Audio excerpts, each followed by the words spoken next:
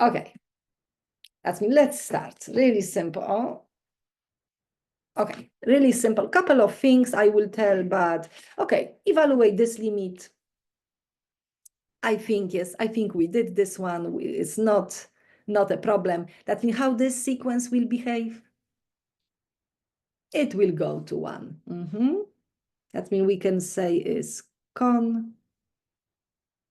convergent to 1. The limit equals to 1. No problem. I don't have to explain this one. Okay. Now, let's see. I mean, you can probably tell me the answer, but I have to tell the small comment note. Okay, what will be this sequence? Actually, I like to write natural log of n over n. It will actually converge to 0 because this limit is infinity over infinity, but we know that is 0 because relative rates of growth, n grows faster than natural log of n. Convergent to 0. But we can see both of them are increasing, numerator and denominator. And actually, if we will have something more complicated, like infinity over infinity, but the formulas will be more complicated, like maybe we will be not able to look at the relative rates of growth, then we always have a tool, another tool that we can adopt from the function, the L'Hopital rule. But it's a little bit weird when we have this sequence and we will decide to use the L'Hopital rule. What we have to, actually, not yet. We have to rewrite in terms of x. Yeah, I know it will be exactly the same thing. And now, yes, it's infinity over infinity. We good to apply the L'Hopital rule. We will say 1 over x over 1. It's basically 1 over x, 1 over big is small. Okay, but this one, yes. And do you know why we have to rewrite? Why we cannot use directly the sequence, the n? Yes, because n is discrete. Discrete means we have infinitely many discontinuities. Because even if the function is approaching function or sequence or that expression, that formula, this is function when I say it's approaching 0, we remember sequence is just follow the same path, but it's just the discrete, just the dots. And now, what the L'Hopital rule actually is doing, what I did with natural log of x, I got 1 over x. What I actually did, I took the derivative. And do we remember if, yes, the bottom, yes, of course, the top and the bottom. And can we take the derivative, or actually, does the function have derivative if we have discontinuity? Yes, how we can differentiate if we have, yes, we don't have like a nice, I don't know exactly how this function looks like, but okay, let's say something like this because it's approaching 0. We have just infinitely many discontinuities, how we can take the derivative. That means, just to be like fair, it still works. It still works. We can use it. It's still like respectively the same, but we have to rewrite in terms of x, just in case, yeah, just to respect all of the rules of mathematics, of calculus. Okay, that's me. I have to tell you this. It's not a secret, but yeah, just to know. Then you will, yeah, even if somebody will say, wow, it sounds silly, why we have to rewrite this? Yes, because we're taking the derivative, and as soon as we see x, we're thinking, oh, it is continuous function. We good, we can differentiate. Okay, that's mean just to be, yes, very professional. Okay, exercise number 3. Determine whether this sequence -1 to the n is convergent or divergent. As we can say, that means sometimes -1 to the n, we can expand. -1, +1, -1, +1, and so on. And we can see that's the behavior. And of course, like the limit, let me write as n goes to the infinity, the limit does not exist as a finite number. It's oscillating between -1 and +1. This sequence is, of course, divergent. And it's also interesting because I don't know if you look at the additional video about the monotonicity and bounded, all of the terms, all of them, we can squeeze between -1 and 1 because we can see all of the terms are equal. Yeah, that's when we can say this sequence is bounded. Yes, it's bounded below and bounded above. It's bounded. But because we will think if it's bounded, we can squeeze all of the terms, we can think it's convergent, but no, because the behavior inside it's different. That's me, just for this information. Okay, exercise number 4. What about this sequence? Yes, it's -1 to the n over n. Yeah. We can say it's -1, +1/2, -1/3, +1/4, -1/5, and so on. But sometimes the expanded form is helping, sometimes not. Okay, that means this one converges to 0. Do we remember what is the proper way to the absolute value? Yes, we remember we will take absolute value, -1 to the n becomes n, it becomes 1, n will stay n, this is 0. Then if the absolute value is 0, then the original limit of the original sequence is also 0. That means, yes, we can say converges to 0. Yes, good. And we can see is that because the amplitude is getting, how can I say, -1, +1/2, -1/3, +1/4, negative. And I can take maybe different color and we can see it's getting, yes, lower and lower, approaching. This is n, this is a sub n. Okay, 0. But we know the absolute value. This is the proper way to answer this question. Okay, good. What about this one? Sine square of n over 3 to the n. What is the limit? Yes, yeah, that's what I wanted you to, like the fastest way, I will say, okay, sine of n, the maximum value is 1. This is infinity. 1 over big is small, convergent to small. But we may probably, yes, it is square, that's but it's, we can use the squeeze, the proper way. I was gonna write this, yes, 1 second, sine square of n. Yeah, but that's what I want. I want you to have this like judgment, like the good, of course, the good judgment, like, oh, sine doesn't grow like, yes, high. It's just 1, but 3 to the n is big. 1 over big, small, 0. But this limit is definitely 0 by squeeze theorem. That's what we can do. We can start with sine of n. Yes, Laura Jean, that's good. Between 1 and -1. But when we square this, 1 squared is 1, but square means positive. Everything is positive. Yes, that means this one is a little bit, it's not like algebraically, because sine square, I don't know if we know the graph. The graph of sine looks like this, but sine square will be like this. Everything is positive above, yes, above the x-axis. That's sine square, actually. Sine square of x, let's say, because it's continuous. Okay, we have 0. And now we have to create the formula that we actually, did I put x, let's be consistent, divide by this, and this will still hold.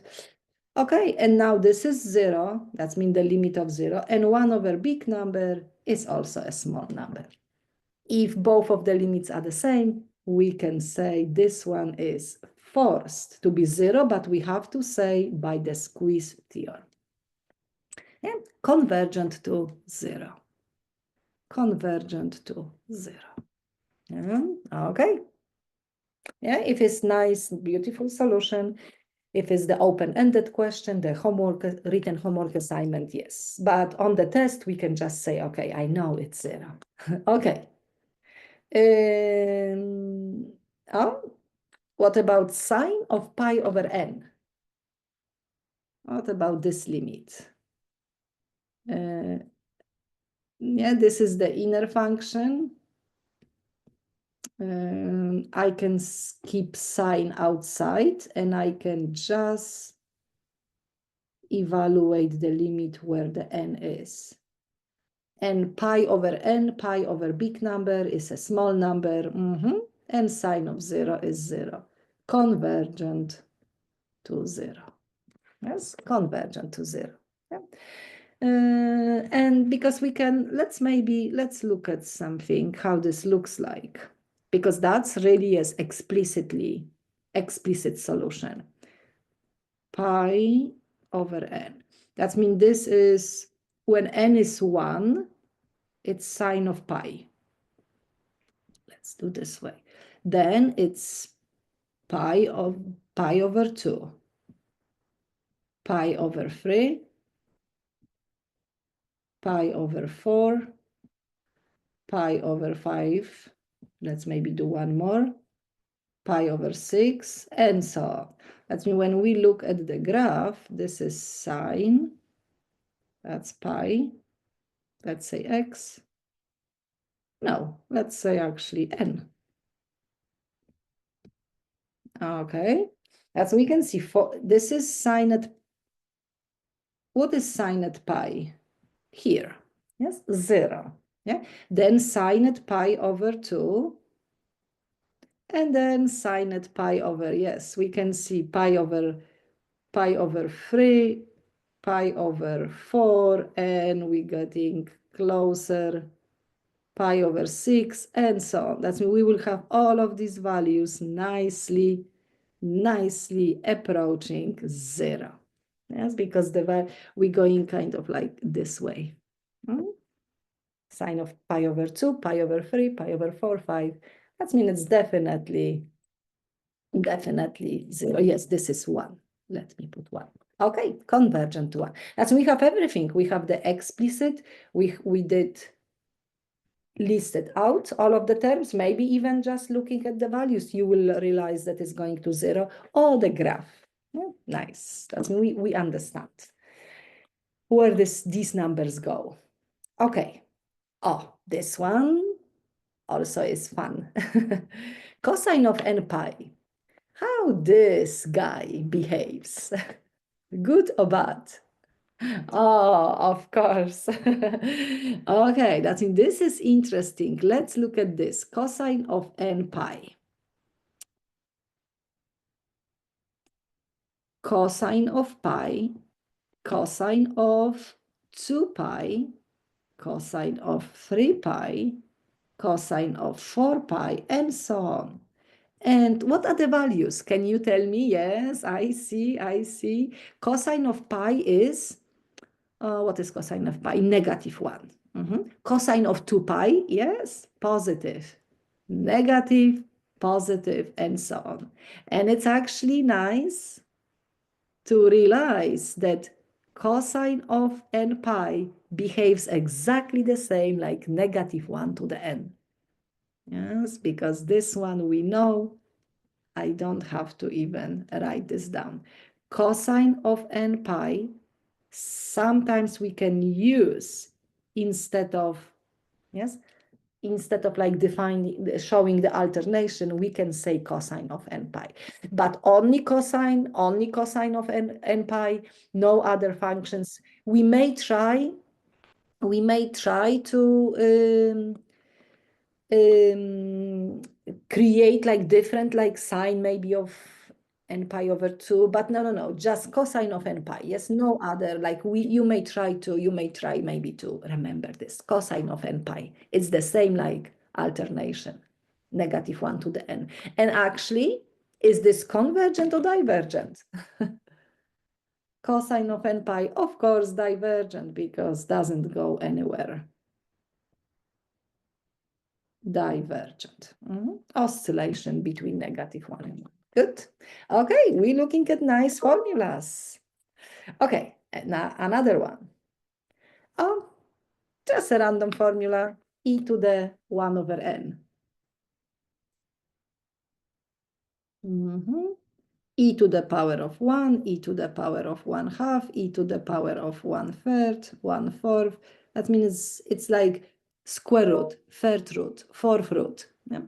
Or we can explicitly, we can say is e, or limit of 1 over n goes to the infinity, e to the power of 0, 1. That means this is approaching 1.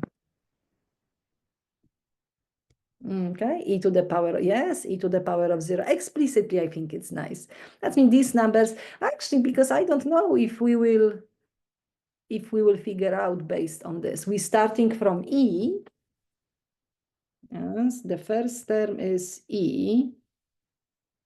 And then they will approach, like square root of e, cube root of e, fourth root, and will approach 1. That we can also say that this, all of the terms are greater than 1, but less than e, actually never equals to 1.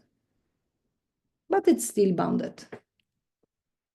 Yeah? All of the terms are squeezed between 1 and e.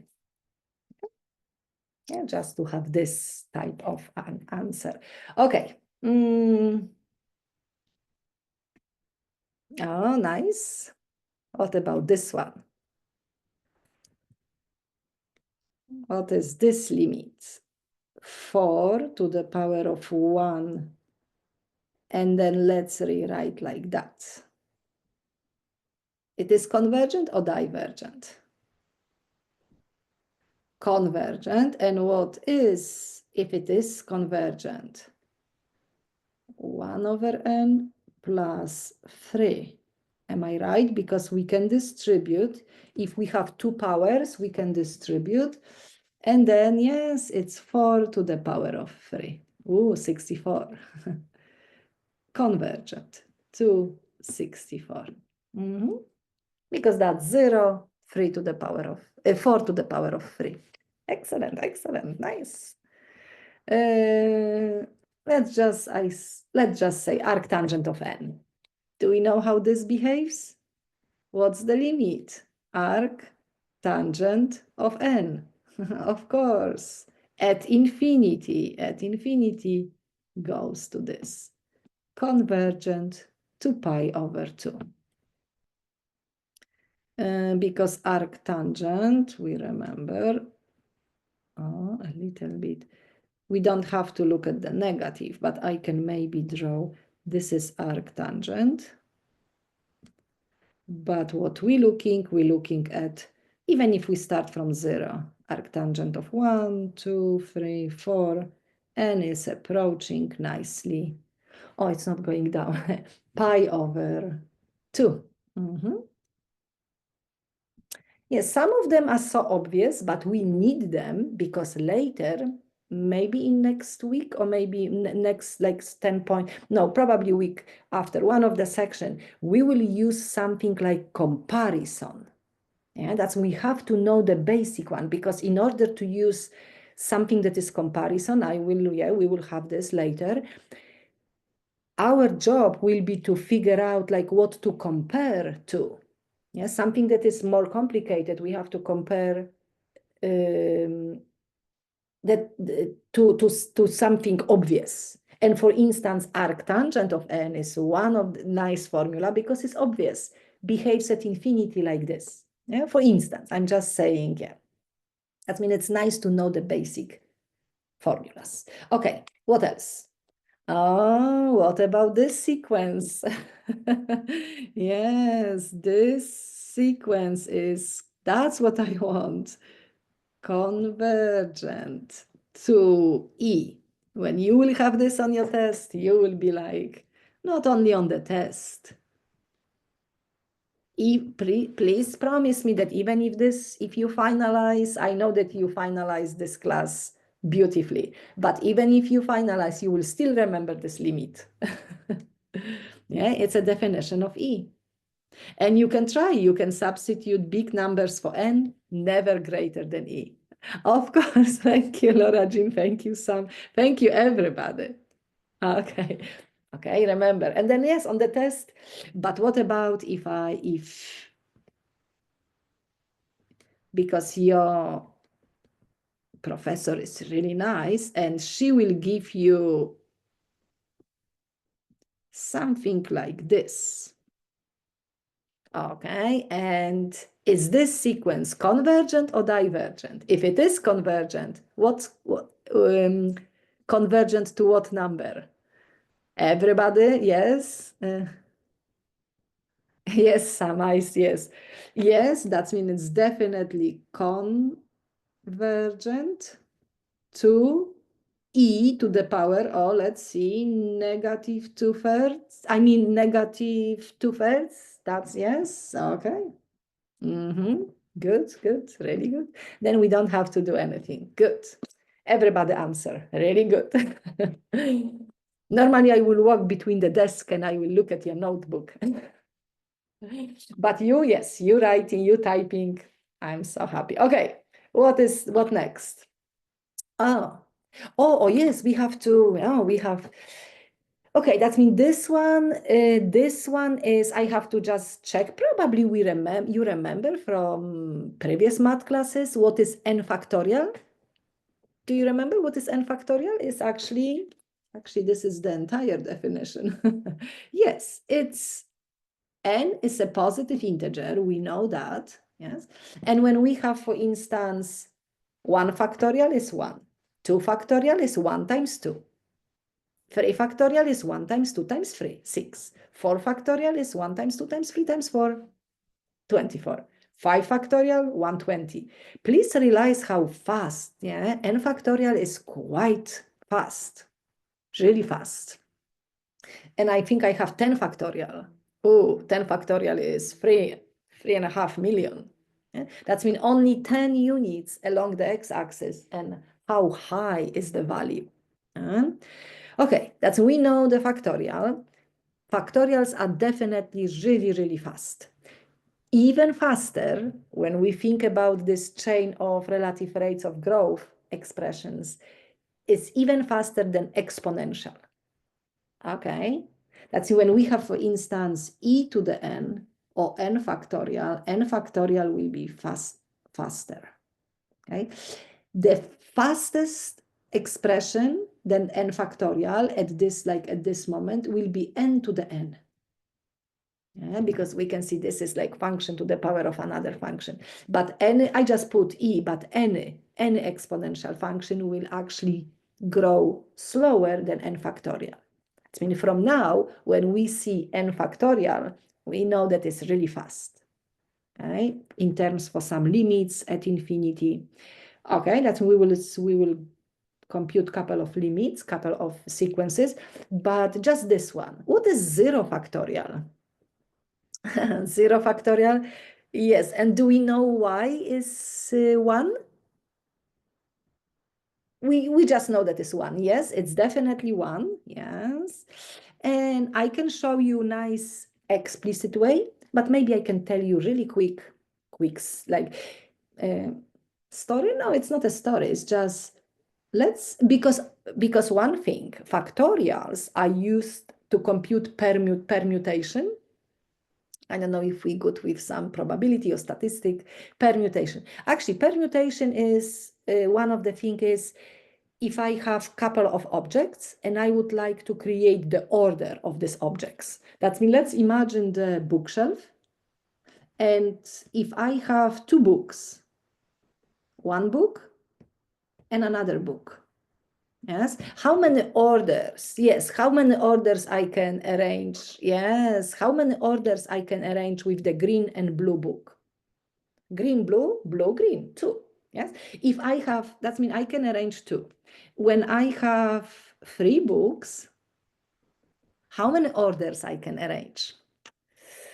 I don't want to draw all of them. Yes, it will be 3, 4, 5, 6, because I can put the green one, let's say, first, and then I can put the purple first, and then I can put the blue first.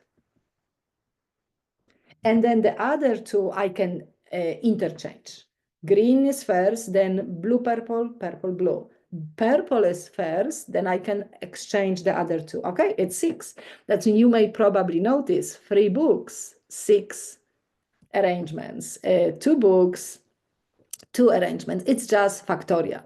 Yes, it's just factorial. That means if I have this again, 3 books, I have 6 different arrangement, like I can arrange 6 different orders.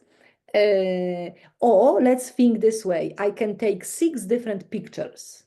Yeah, if I would like to prove it to somebody, I will have 6 different pictures. Okay, but now please tell me, if I have 0 books, how many pictures I can take?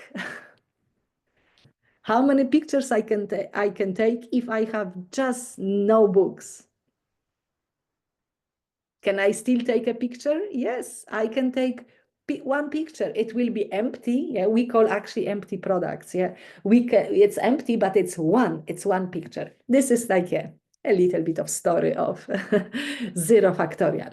But the proper way, let's look at this one. When we have, let's say this, 5 factorials, can I rewrite as a 4 factorial times 5? Are we agree with this? Yes.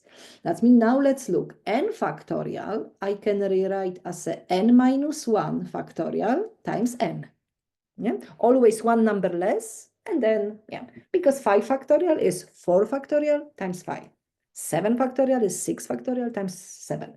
Okay, now let's pretend that n is 1. 1 factorial, 1 minus 1, and 1.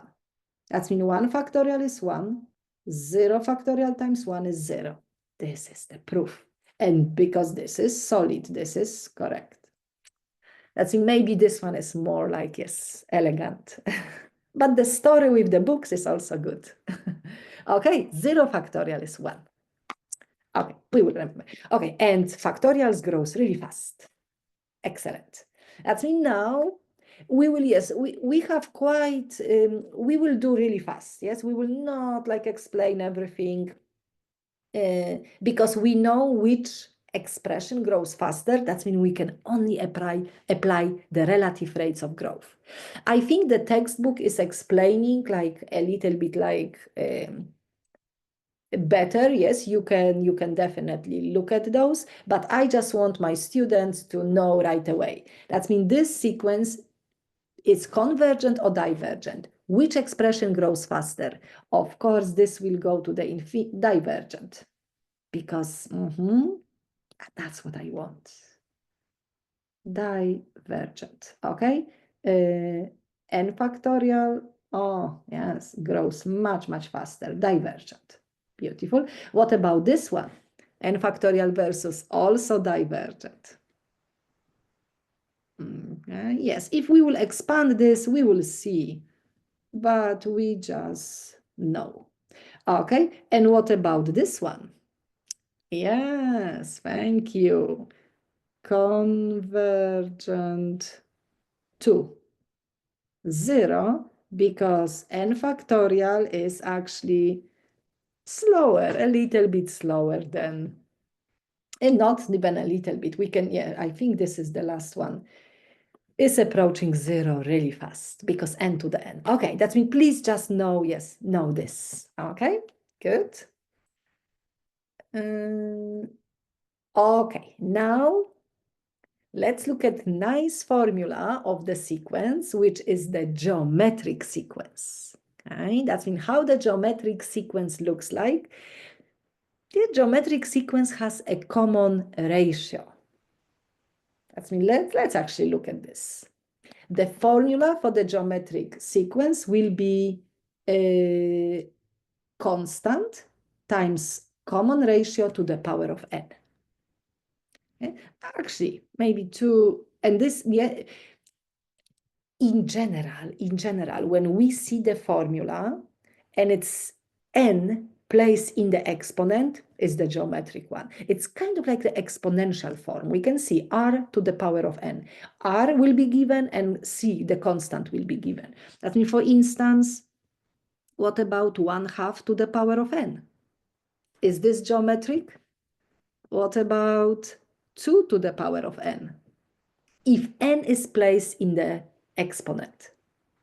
Yes, basically the exponential form is the geometric formula, geometric sequence. Okay, and we can actually list a couple of terms: 1/2, 1/4.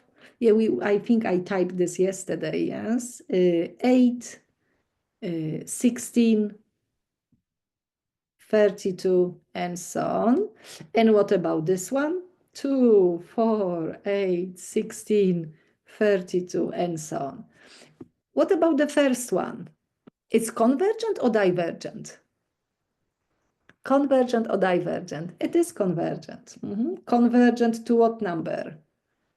Convergent to 0, because it's getting. And what about 2 to the n? Is also geometric, but 2, 4, 8, 16, 32, 64 goes to the infinity. Divergent.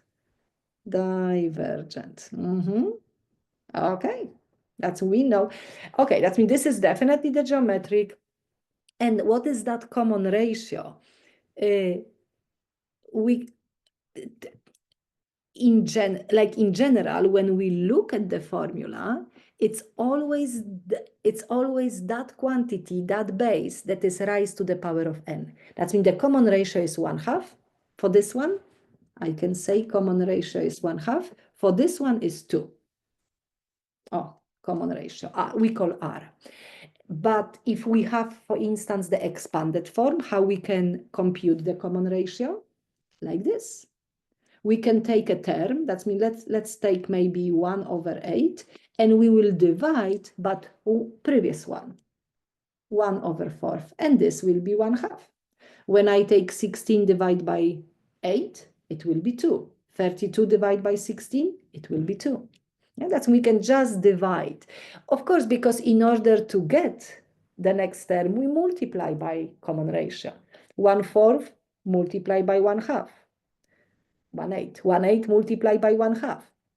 That means that this has to be, but that's the common ratio. You can always divide, or you can look at the quantity which is raised to the power of n, yeah, in the formula. Okay, and now what we have to know about this, again, kind of like general statement.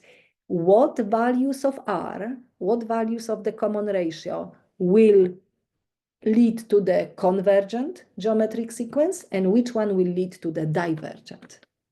And you can see I pick 1/2, it was convergent to 0, okay, and 2 was divergent. Okay, that's now let's look at all of the numbers.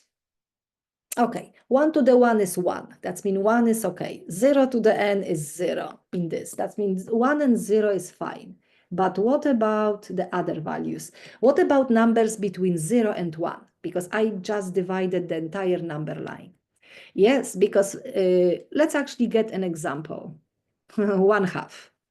Okay, then will be easier. 1/2 to the n, of course, is 0. That means this one is convergent. Convergent. For these values, the geometric sequence is convergent.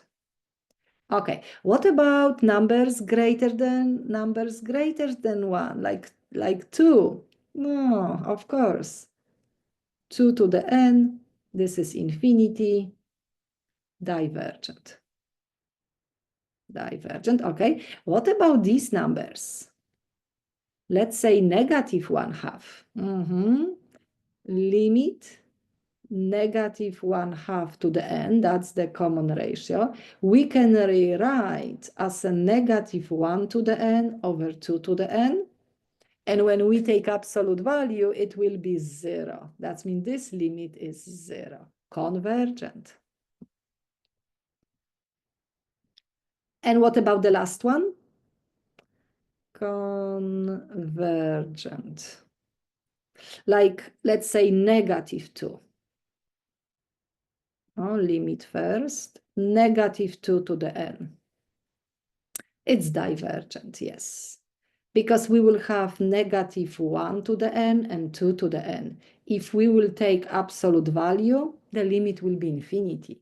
That means this is like positive infinity, negative infinity, positive, negative.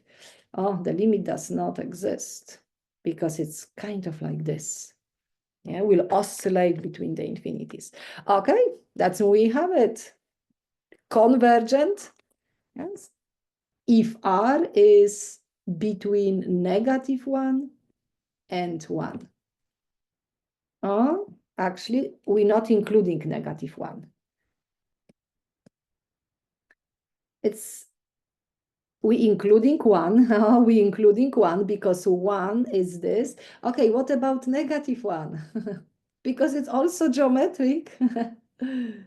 This limit does not exist. That's we're not including -1, but we including 1.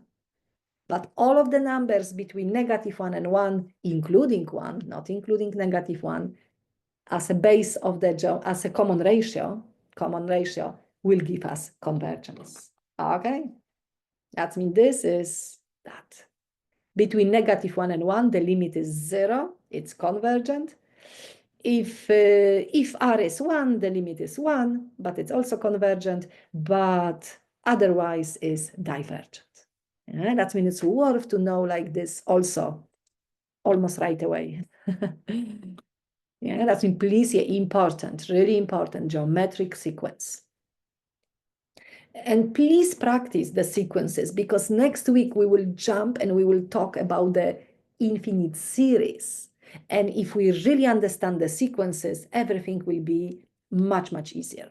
Okay? That's please practice, even go through again these problems. Okay, now you will tell me. The last one is the exam type. Okay, let's say 1, 2, 3, 4, and 5. What about the first limit? The first limit is infinity, divergent. Perfect. What about the second? -5. The limit is actually, I would say, yes, does not exist because it's plus or minus infinity. Also divergent. What about 1/5 to the power of n? 0. Convergent. -1/5 to the power of n? Also good. Convergent. And what about the last one? Really careful, really careful. It is divergent because I was trying to trick you, but you are too good, which is really good.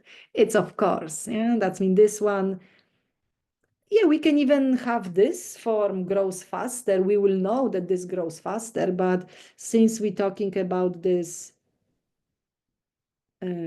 geometric number greater than 1, it will be infinity, divergent. Okay, good. You will like, yes, ace it. Okay, what else I have? Oh, let's look at those. Okay, now I have a couple of that's all of them are exam type. Oh, all of them you can see on the test. Okay, all of the sequences. The first one, convergent or divergent? Let's do really fast. Divergent, because the limit is infinity. Okay, what about number 2? Let's be careful. Let's be careful. Because it's, yes, if we take absolute value, meaning that we're looking at this magnitude. It will be 16 to the n over 9 to the n. That means this is infinity. Plus or minus, it's not 0. That means this one is also divergent. This is really informal, yes, informal notes. Okay, what about number 3? Convergent to what number? Because we're looking at the leading terms. Leading are those, and they are the same. Convergent to 1/2. Beautiful. And the last one on that slide, the same, yes, leading term and leading term.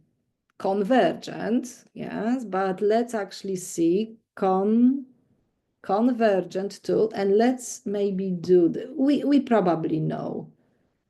This is 3 to the n, 3 to the negative 1, 3 to the n, 3 to the negative 1, which is 1/3. Yes, just simplifying. Yes, convergent to 1/3. Good, excellent. You like so good. You learn a lot. Yes, good. Okay, another list. Shall I keep 4? Okay, I will skip 5, 6, 7, 8. We will see how many we can do. Okay, what about number 5? Divergent, of course. We know why. What about number 6? Also divergent. Even if it's negative, it's still divergent. What about number 7? Convergent to 0. Because of the factorial. Yes, factorial grows faster. And what about number 8? Convergent to 0. Oh, you will like fly by through the section 10.1. Okay, 8, 9, 10. Let's see how many we can do like in 5 minutes. Okay, now for this one, I will maybe recommend listing the terms. Yeah, like let's start with 1, of course. That's when this is 1, yeah, because we don't wanna, I think it's, yeah, you're right. Okay, when it's 1, it's even, yes, even, positive, cosine of 1, it's positive 1. Okay, then it will be negative. Am I right? Positive 1, negative. Or am I wrong? Cosine of pi? No, I am wrong.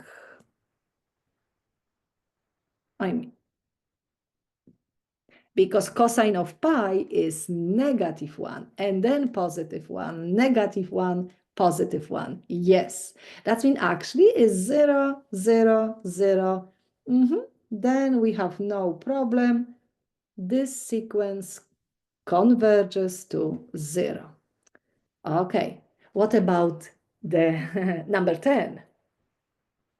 Number 10 will diverge, right? Because this will be negative 1, not comma, it's still the same, negative 1. That's what I was thinking. Positive 1, negative 1, negative 1. Positive 1. That's what we have. We have oscillation. Actually, am I? Okay, no, okay, they are the same. Okay, they are correct. No mistake. Yeah, that's means negative 2, positive 2, negative 2, positive 2. Okay, that means this one is divergent. Yes, similar, but different. Okay, number 9, 10, 11, 12, 13. Yes, all of them you can see on the test. Okay, this one, of course, what I am testing, if my students remember cosine of n pi. Cosine of n pi is just like this. That means I can rewrite as a negative 1 to the n, 1 over n.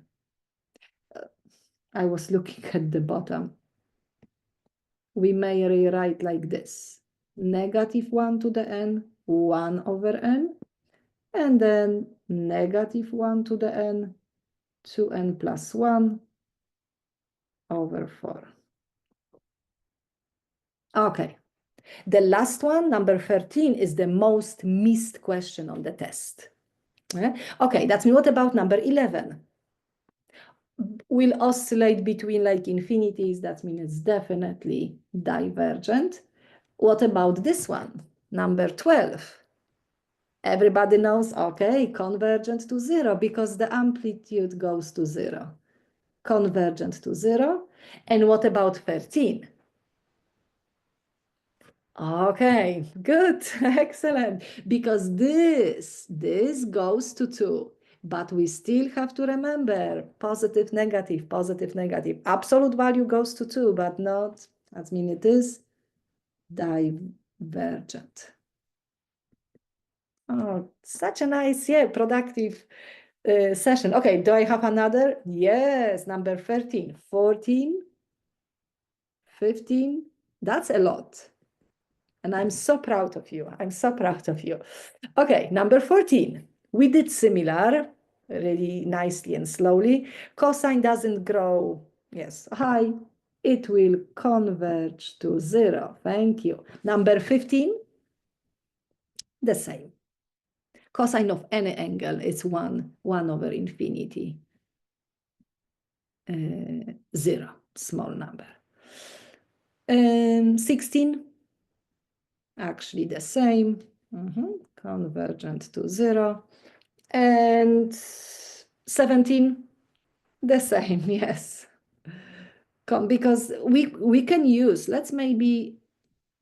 we can use the squeeze theorem, yes, but we just, because I think you are too good, it's too fast. Cosine of n is between -1 and 1 when we multiply by n. Yeah? Because we're creating the formula inside. And then when we dividing by n squared plus 1, n squared plus 1,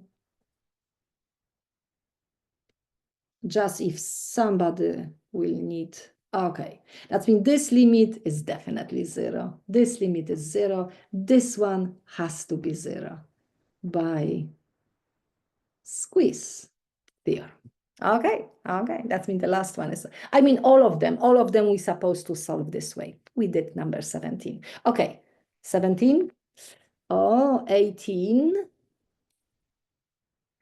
This one we have to, this one I will take time and I will compute a limit, because limit at infinity, it is convergent. I know we may notice this is infinity, 1 over infinity is 0, sine of 0 is 0. That's when we do have indeterminate form. X, let's respect continuity. Okay, and we remember we will keep one function on the top and we will flip the other one. And we can use the L'Hopital rule now, because it's 0 over 0. Or possibly you see that the limit is 1. Yes, because it's, this is actually sine of 0 over 0. And it's identical, 1 over x, 1 over x. This limit must be 1. Oh, this is really informal.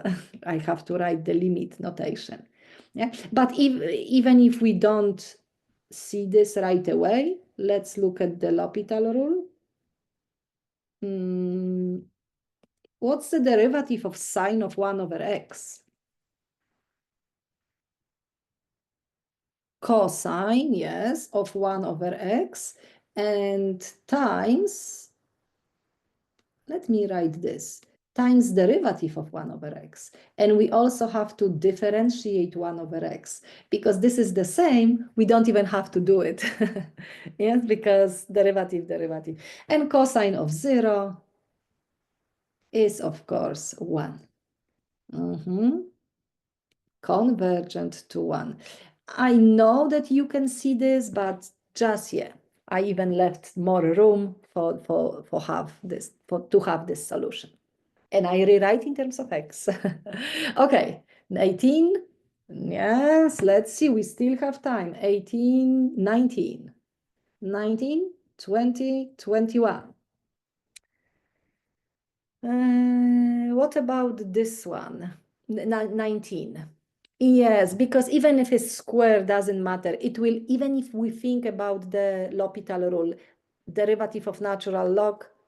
Oh no, it will be 0? Yes, 0, of course. 2, and then n, and again, yes, even if we will converge into 0. For some reason, I just thought that we will end up with natural log of n, goes to the infinity, but no, it will be over n, and it will be, yes, 0. Okay, you can use the L'Hopital rule. Yes, you can definitely use.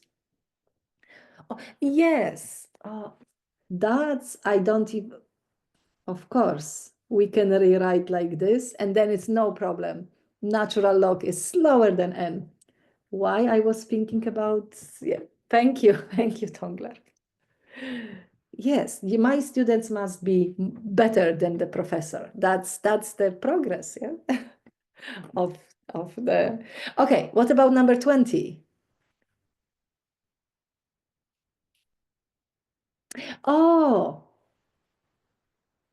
yeah, that's not right. Oh, that's what I was thinking. I followed the discussion, but yes, no, we cannot rewrite like this.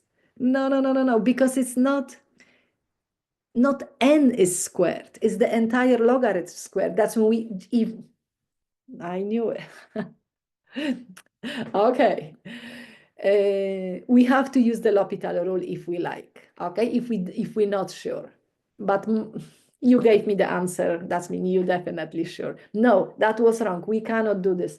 This one, oh, crazy.